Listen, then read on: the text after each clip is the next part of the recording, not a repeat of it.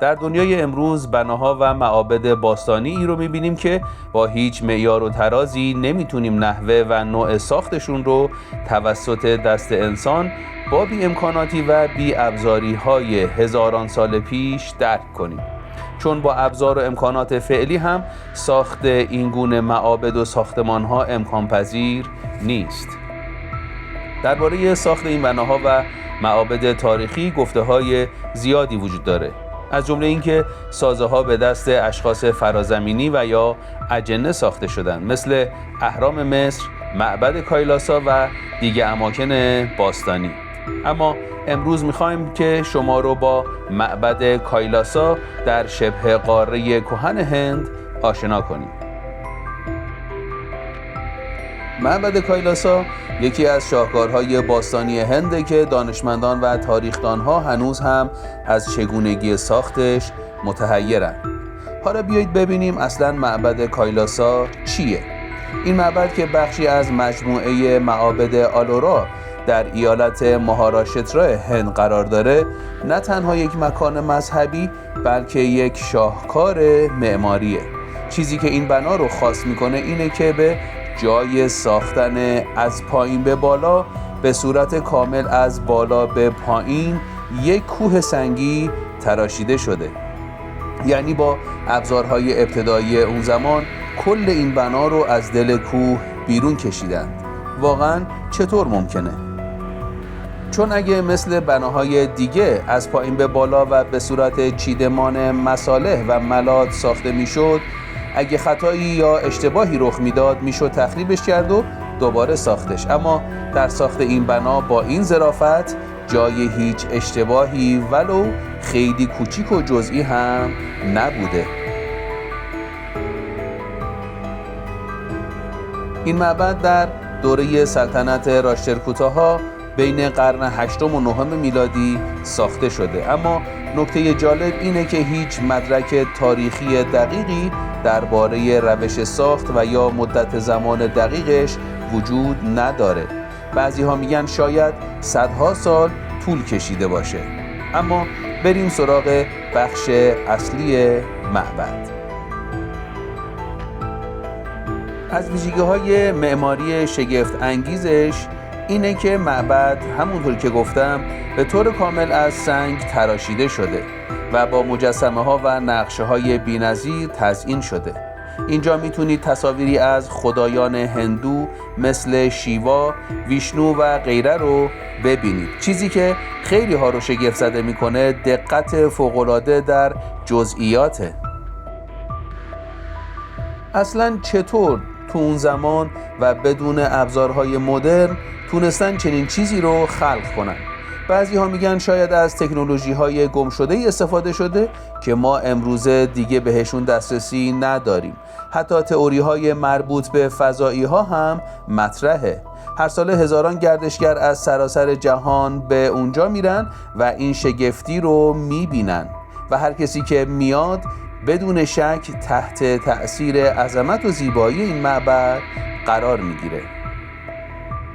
جالبتر این که در کنار معبد کایلاسا بناهای نیمه کاره‌ای هم وجود داره که بنا به دلایلی که ما نمیدونیم نصف نیمه رها شدن و ادامه کار و اتمام اون ملغا شده. برخی میگن بیش از 400,000 تن سنگ از این کوه استخراج شده. تصور کنید با تکنولوژی اون زمان چقدر زمان می‌برده و چگونه ممکن بوده. با این حال هیچ نوشته‌ای همونطور که قبلا گفتم یا سند دقیقی در مورد ساخت این بنا و نحوه به وجود اومدنش وجود نداره. همین هم باعث شده معمای ساخت این معبد تا به امروز حل نشده باقی بمونه. حالا که فهمیدیم این معبد بدون به کار بردن ملات و مصالح چطوری ساخته شده، بریم سراغ جزئیات خیره کنندش. معبد کایلاسا از لحاظ معماری فوق‌العاده پیچیده است.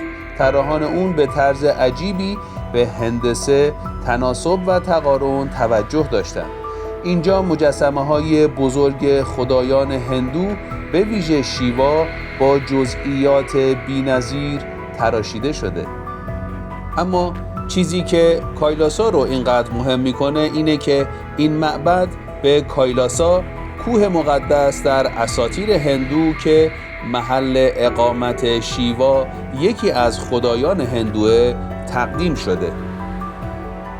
خیلی ها باور دارن که این معماری از اسراری باستانی بهره گرفته. حالا اینجا سوالی به وجود میاد که آیا تمدن‌هایی در گذشته از دانش پیشرفته تری برخوردار بودند که ما امروزه حتی درک کاملی ازش نداریم؟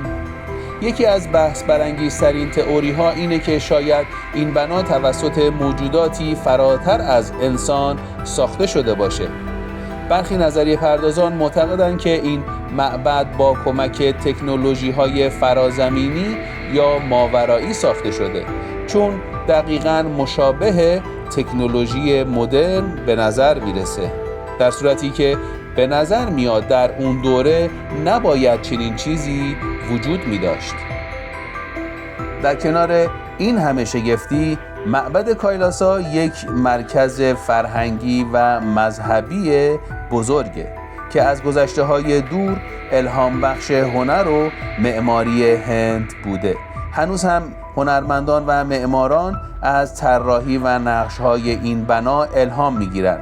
نکته جالب اینجاست که این بنا نه تنها یک معبد هندو بلکه نماد همزیستی فرهنگ‌های مختلفه، چرا که معابد دیگری از ادیان بودایی هم در همین مجموعه وجود دارند. چیزی که بیشتر جلب توجه میکنه اینه که معبد کایلاسا بعد از گذشت این همه سال همچنان در وضعیت خوبی قرار داره و هر سال میلیون ها گردشگر از سراسر جهان برای دیدنش به هند میرن. این بنای عظیم واقعاً شگفت انگیزه و به عنوان یکی از میراث‌های جهانی ثبت یونسکو شده. حالا وقت اون رسیده که نظر شما رو بپرسم.